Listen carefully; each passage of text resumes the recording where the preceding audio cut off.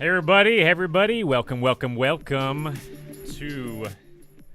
whoa, what do I got here? I got music in both ears. No, I got in one ear. You got in one ear? Yeah, one ear. There we go. Now we're in, no? Yes?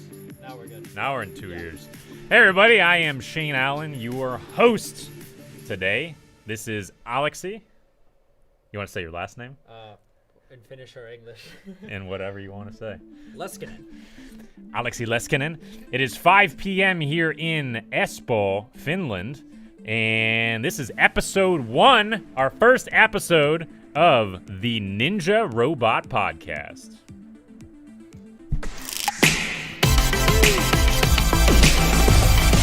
All right. This is a weekly podcast where we're going to cover the week's news on topics like makers news, robotics news, game news, arcade news, esports news, and of course, surrogate news. If you're listening to this podcast on some form, I'm going to try to do my very best to explain things with my voice, because you can't see, obviously, because you're listening. But this is episode 1, so bear with me. We're going to get better at this as we go on. But this is a very visual podcast, and we go over the news of the week. So let's jump right into it. We'll start off with one of the biggest pieces of news to come this week, and that is, of course, this guy, Tom Cruise. Tom Cruise, you know him maybe as an actor. He's going to space. He's going to this International Space Station, like the International Space Station, not some fake Hollywood prop set somewhere in Hollywood, not some fake set. He's going actually to space. For what reason? Well, he's going to make a $200 million space movie, which sounds pretty expensive. And he's going to film on the actual space station. And I don't know what the movie topic is. Who's the director? Well, I'm going to show you right here. The director, this was confirmed by Shuttle Almanac on Twitter, which is the Space Shuttle Almanac Twitter site. They confirmed with this picture, this is a clip of it, Tom Cruise, Taurus 1, Taurus 2, Doug Liman, director. This is their official picture? Yeah, I took this clip out of the picture. That's some good quality right there. So what you guys are seeing, if you're listening, this is a list of the people going on this flight. SpaceX Crew Dragon Axiom Tourist Flight is the name of the spaceship. It's going to happen on October 2021. But it's funny, they put this guy, Doug Liman, as a director, but not Tom Cruise as an actor. Yeah. And wait, don't they need a crew if they're filming a movie? Yeah, I think it's just the director filming. The director's gonna have a camera, and then Tom Cruise is acting. And also a funny thing is, they're marked as tourists, but isn't everybody who goes to space a tourist? Yeah, everybody is. You don't live there. No. So you're kind of a tourist. Well, I mean, technically the people who live on the space station, they live there technically. Yeah, but they're visiting. Still. They're visiting space. Well, yeah, okay. But anyways, yeah, let's move on to our first topic, which is maker. Got the cool 3D printer going on there. So, in maker news, we're trying to talk about the people we've seen this week who are making really cool things with their hands, doing real work, creating awesome projects somewhere on the internet.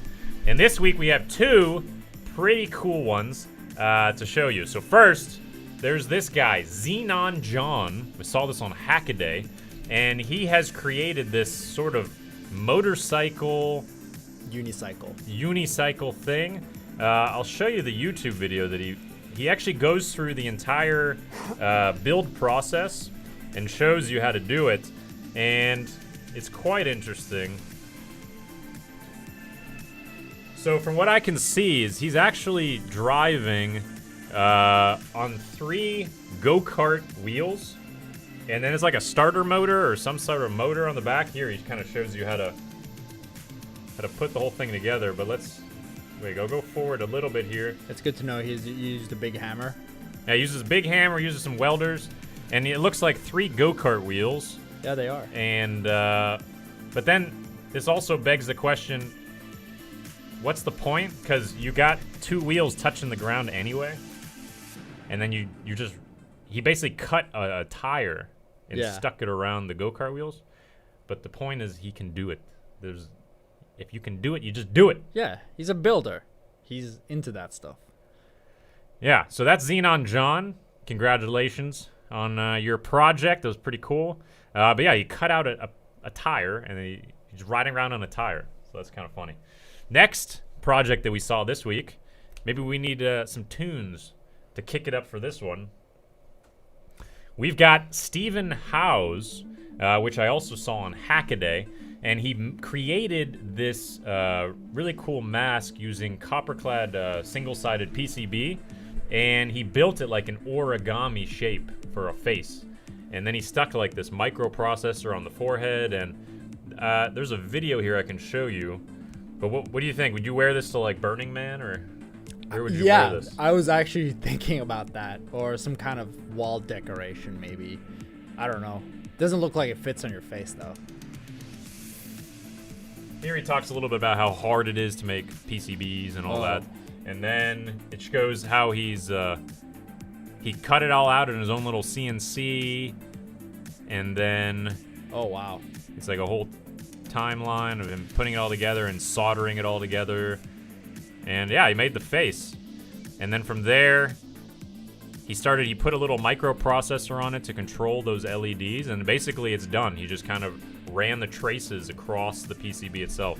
But yeah, I don't know where I would wear it to. Maybe a club.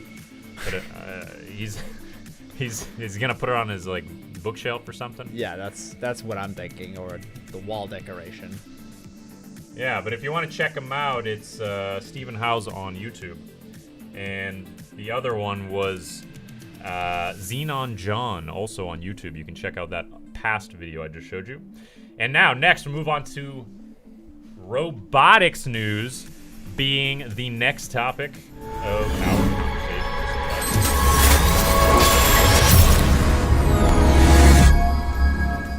All right. I almost did that with my hands there. All right, robotics news, and on this topic, we're going to discuss all of the news in robots, both big and small, and professional and not so professional. But anyways, this week we're going to kick it off with actually a really big one. It's a Gundam. So in Japan, in Yokohama, Japan, they built this full-size Gundam, and it's actually controllable. So they've been building it for many, many months, so you've probably seen it. And I think this one's called like the RX-78-2. Someone's gonna kill me if I get this one wrong. I think it's an RX-78 Gundam. And but yeah, they're building a full-size Gundam factory, which you can see here in this viral picture that went on that shows it flicking off. Oh, sorry, I did it. It's flicking off the whole city of Yokohama. So this kind of went viral. But of course, this was actually faked. So confirmed by the actual photographer in Japan. He seems pretty pissed off. He made this photo showing actually it was a fist and someone photoshopped it. But anyways, it got some publicity. But anyways, the real robot made some actual movements this past week, and I will show you that. It was shared by a Twitter page in Japan called Katsuka. Now, some people might think that sounds kind of like a Russian name, and it might be a bad word. But I promise you we're not cursing here. This is the name of the this Japanese Twitter page right here called Katsuka. And you can see this is all sped up in like 4 times. But the Gundam is actually able to move. But it's floating in the air. Yeah, so it's actually it's attached on the back. Right. Which if you buy ever like a Gundam model, you can see that. They're always like sort of attached from the back and they're kind of hanging. So this is supposed to mimic like a Gundam factory, which is in like the cartoons and stuff. Or the anime, sorry, I said cartoon. People are gonna hate me for that. But how big is that thing? I don't know. It's It's like a lot of stories tall. What is that? 1, 2, 3, 4, like 5, 6, 7. Sheesh. Seven or so And stories tall. what is the purpose of this? to look awesome. Right. Okay. Well, it does that. I'm getting serious Pacific Rim vibes. Yeah. Well, I mean, it looks cool. But yeah, so for those listening, sorry, that was a video I just shared. Sorry, I'm not used to this yet for a podcast, but we're showing a video of this Gundam, this full-size, like, I don't know, 8-story Gundam moving around in Yokohama, Japan. It's pretty cool. If you want to check it out, go to Katsuka, not spelled Russian ways, Kat, S-U-K-A, on Twitter. All right, next in robotics news, we got this startup out of Pittsburgh, Pennsylvania called EctoVR. And you're going to ask me, Shane, what does a VR company have anything to do with robotics? Hold your horses. I'm going to show you. This actually has some really clever mechanical engineering involved in creating these horrible fashion disasters that go on your feet. You can see the video there. I'm going to try to load this up. But it's actually really, really cool. Otherwise, you wouldn't have picked it. But using robotics in VR, I haven't seen anything like this before. Some people have tried to do similar things. But this is, I think, what the future is. So it's actually called Half-Life Alyx is what they're playing. Alyxy, yeah? Yeah. And but like Half-Life, like the game. What you can see here, this dude is wearing the shoes and he's standing in one spot. So he's not actually ever moving. So you can be in a small room and constantly stay inside of So he has like these roller things on the bottom of it. Yeah, and the rollers know and detect how much you've moved your feet and keeps you pushed in that same exact area. It's like a modern version of those Heelys. Exactly. It's like Heelys. Exactly. Yeah, but I mean, it could make the VR experience way more immersive. You don't have to use those treadmills or like those big bowls in your house. But you could just wear these. But you still need a big space for that. I don't know. The guy was in a small room right there. It's a pretty small room. I mean, yeah. I'm just wondering, can you get up like in front of your couch and start doing this one day? Yeah, I think in the future, I think you're gonna be able to run with these things. That would be They'll crazy. be probably like they'll look like Nike sneakers, but a bunch of Heelys on the bottom, and then you'll be able to just sit there and sprint, and it'll detect with gyros and whatever else they need to detect how to keep you in place while you're playing VR. So I think that's the future. So that was pretty cool from this EctoVR company in Pittsburgh. Now let's move on to our next topic, which is game news.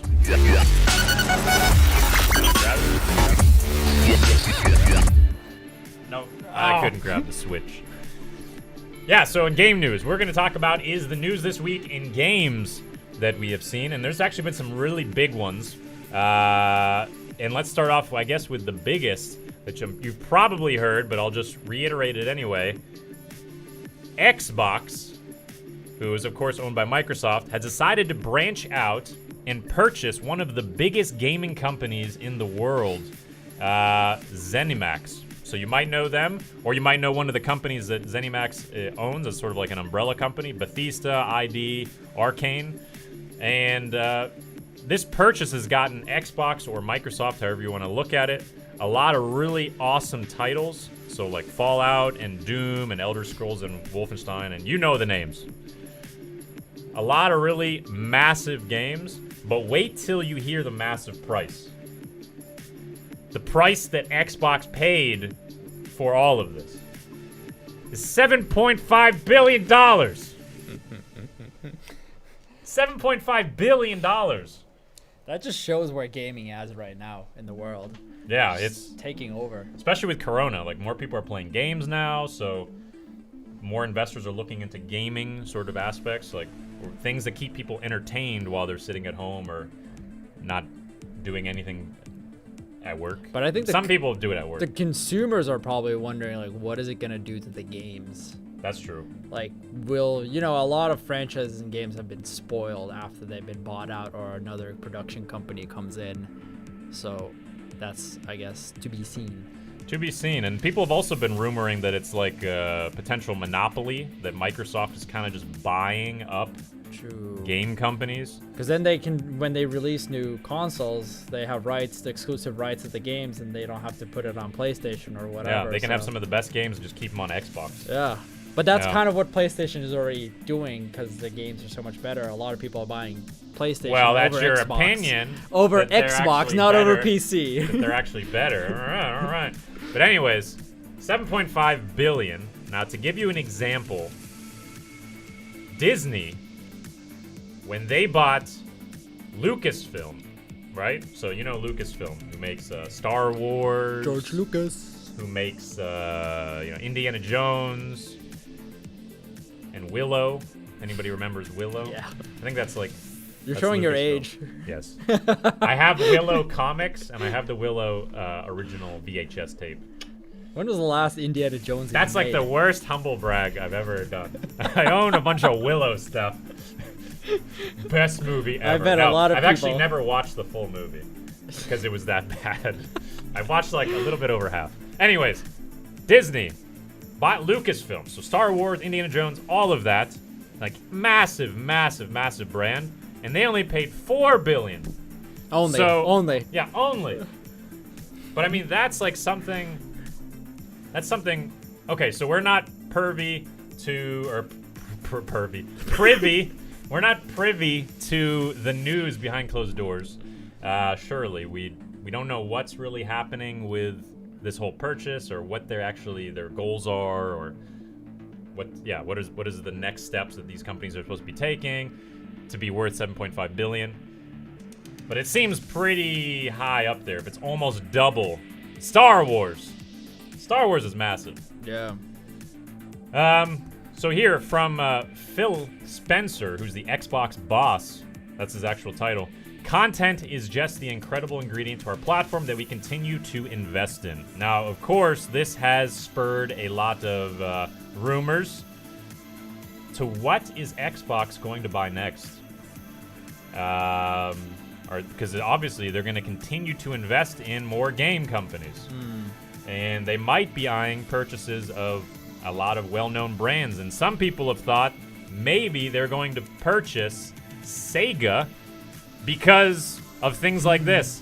The controller of the new Xbox Series X, blue, is apparently the same RGB color as the Sega logo. But it's not, is it? No, they're completely different blues. So this guy, it's probably a joke. That guy just photoshopped the... He's stretching it a little bit here.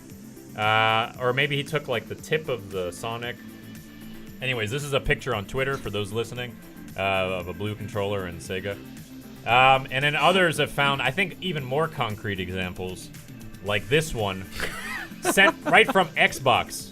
Clean and simple, still iconic, but if you circle the S in the iconic, you get Sonic, and it's a blue controller. That's more bulletproof. Illuminati confirmed. That's more bulletproof evidence right there than the first one. So. Yeah, so I mean, clearly this is going to happen. They're definitely buying. I mean, this, you heard it here today. Like, this is clear evidence. First announcement? Like, first announcement. Ever in the world? Right here. Xbox just announced. We've all figured it out. These guys here figured it out on Twitter. Surrogate.tv podcast news is we knew it earlier than anybody else. Headlines. Yes. So, in other news, Amazon has revealed Luna. Luna is a cloud gaming service, which is going to compete with Stadia and Xbox Cloud and GeForce Now and all those cloud gaming services. And of course, it's another one where you can play across all your different devices.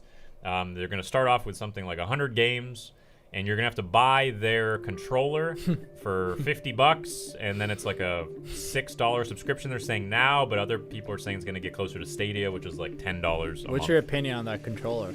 It looks very familiar. It does, doesn't it? Yeah. It looks like a Stadia controller mixed with an Xbox controller, mixed with every controller that's come out in the past 5 years. Pretty much. They got to bring back the N64 controllers. Where you got the sides and the middle part. And the middle part. With the little joystick. And the joystick. Yeah. That joystick was bad, though. They broke so easily.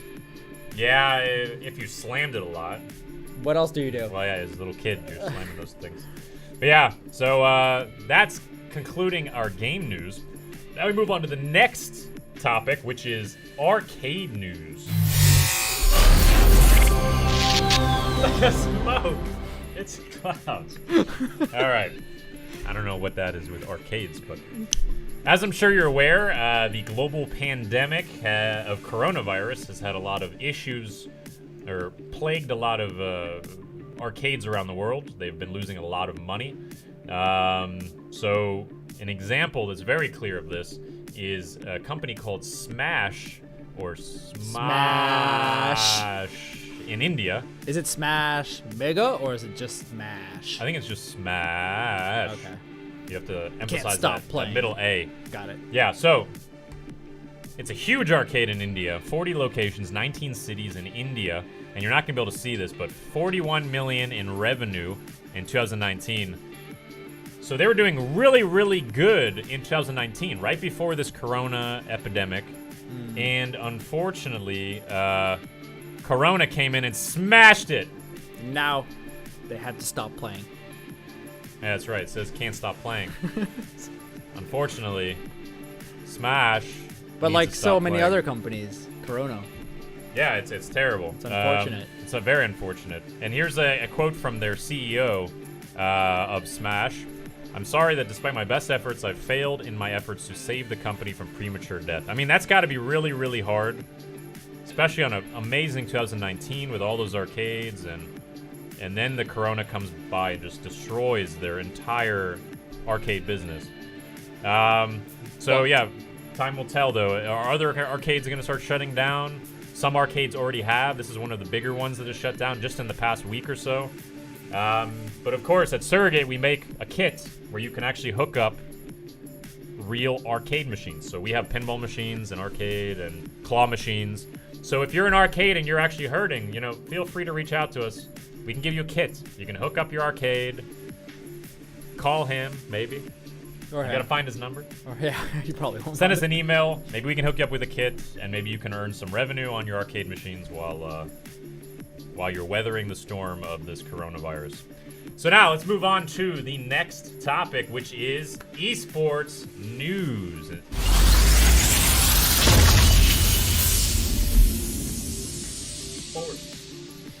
Esports. All right, so of course, esports is like the #1 growing sports in the entire world right now, and you're gonna understand that. I wonder if it continues. I don't know. Or just do a new one. Maybe it puts a new one.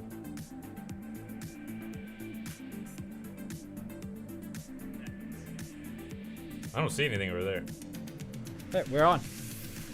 All right, we're back. Sorry, there was some weird technical difficulties going on right there. But we're back. We're back. We got disconnected.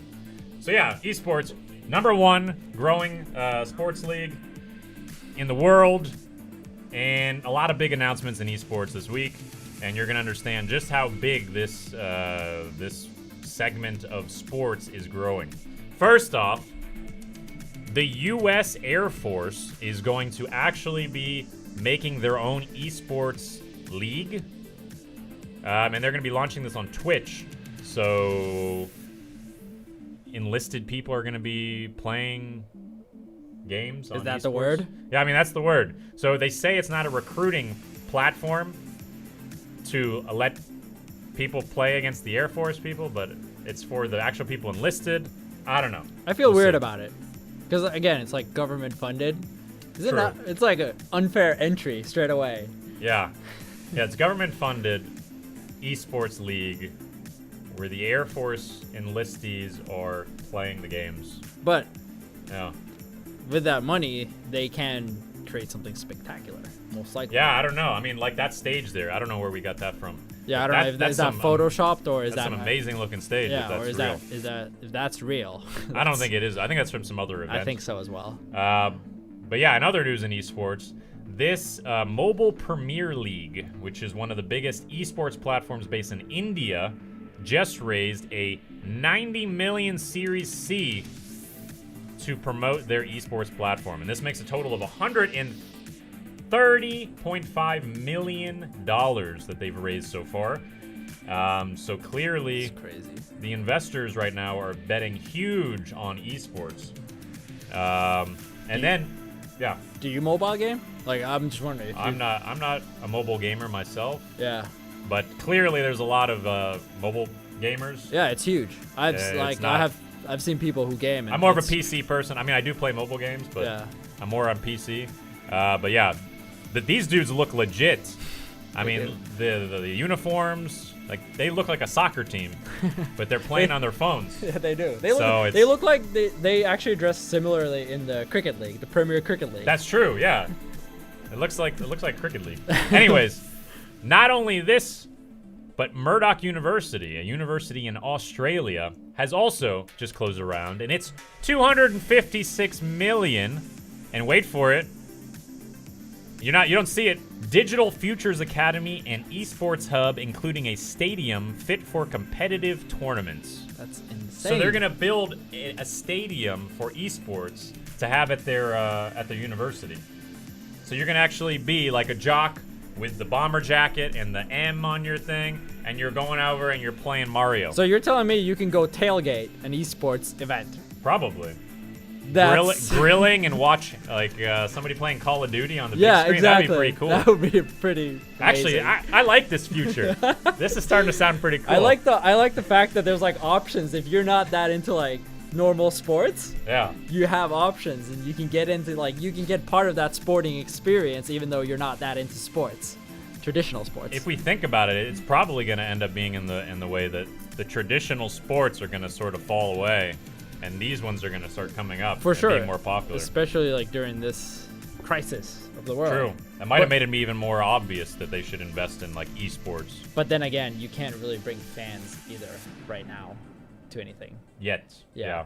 But you can at least experience an esports event remotely. Yeah, it's much better experience than sporting. Because sporting, you have to be at the event to kind of like get in the atmosphere and all that. Yeah. But gaming, it's not necessary. And you always have like that possibility to get to the esports, like be in that league if you're good enough just by playing at home. Yeah, 100%. So you can practice all the time. Yeah, you can be practicing while you're watching them. And if not, you can go to school for it now. Yeah, you can go to school and practice at Murdoch University. There you go. And of course, this is not the only university who's invested a lot in esports. There's universities around the world. This is just what's happened in the last week or so. But yeah, it's a sign of times coming. Do you think there's more of these going to be popping up? The fact that they spent almost triple than on the mobile gaming. I mean, they got that much money. That's true. It's just a matter of time that other universities around the world even start doing this. Yeah, I have to imagine that they see this as like a draw to bring more students, that they actually see that there's going to be leagues in the future. Why can't Murdoch University be, like one of the best, like, I don't know, Florida State or something. I don't know what's a big sports league. Florida Gators. Some Gators or like get the branding in early and be like one of the first esports and start building up these leagues. Yeah. So yeah, it's interesting to watch. But yeah, that's it for esports news. Now let's move on to our last news segment, which is surrogate news.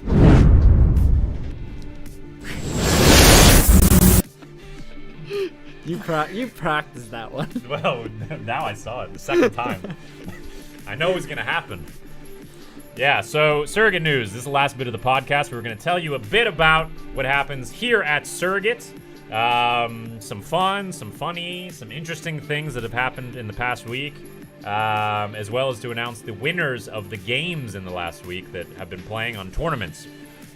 First up, this week, we will talk about... So on Wednesday, 2 days ago, we had Robot Explorer, which is a event that occurs every single Wednesday.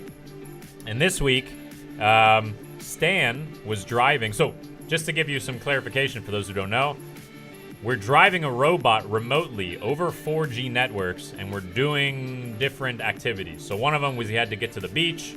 Another one was we had to go buy a hat at H&M. Yeah, at the mall. Another one, we took a metro ride. And this last week, Alexi put this robot somewhere randomly around Espoo, which is the area we are in Finland. Yep. And Stan had to try to find his way home with help from the chat. So yeah, it lasted, like an hour or 2 hours? Yeah, an hour and a half, 2 hours. And I can show you a little bit of a clip here. from that. So here's the view of Stan. Oh, I know this part. And I wasn't involved. Usually I'm usually every Wednesday on these, but I had to go move. So Stan is controlling the robot, as you can see here. I am somewhere behind the robot walking, so nothing happens to it, etc. But mostly it is on its own. And then he almost gets hit by a car. Look at this crazy lunatic. And almost hits Alex, yeah, too. me too. Furious. This happened all live. Stan was freaking out at this and boom, he almost got hit there by the car. He was completely freaking out at this point. Yes, he's having a panic attack. But... And then I go yell at the car because he tried to ram again. It was terrible. This madman in this BMW trying to run back and forward. This happened on Wednesday. Usually this is a safe place, but I don't know what's going on there. Yeah, this was terrible. And then what you'll see is that lunatic comes out. That lunatic was me. So I surprised Stan, and I was driving the BMW. Yeah. It was a car I borrowed. So the funny part is that Shane saw me on the street, like he was on the other side of the road from me, and it was like middle of traffic, and he's just yelling, and I was like, someone's yelling my name. Yeah, you weren't even looking in my direction. I was talking to some other random stranger who was asking about the robot as well, and then I just hear my name. I look, then Shane just yells something, Alexi, blah, blah. I had no idea what he said. I'm like, yeah, sure. I was like, Alexi, I'm gonna pretend to run it over. Oh, okay. That's what I said. Okay, yeah. And I actually had no idea that you show up at the parking lot until I saw the car. Then I was just like, oh, there he is. Oh, it's time. Yeah. So I didn't even know where they were because Alexi hid the robot, so I tried to find it, and I tried to go out and reach it, and I only got it when it was like a kilometer away from our office. But yeah, it was a funny moment. And now, what happens?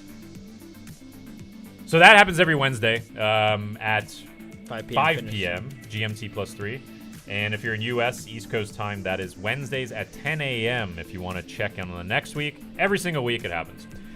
Also, something that happens every week is our Friday Sumo Bots Battle Royale tournament, where you're controlling real robots, like in a BattleBots or a robot battling arena.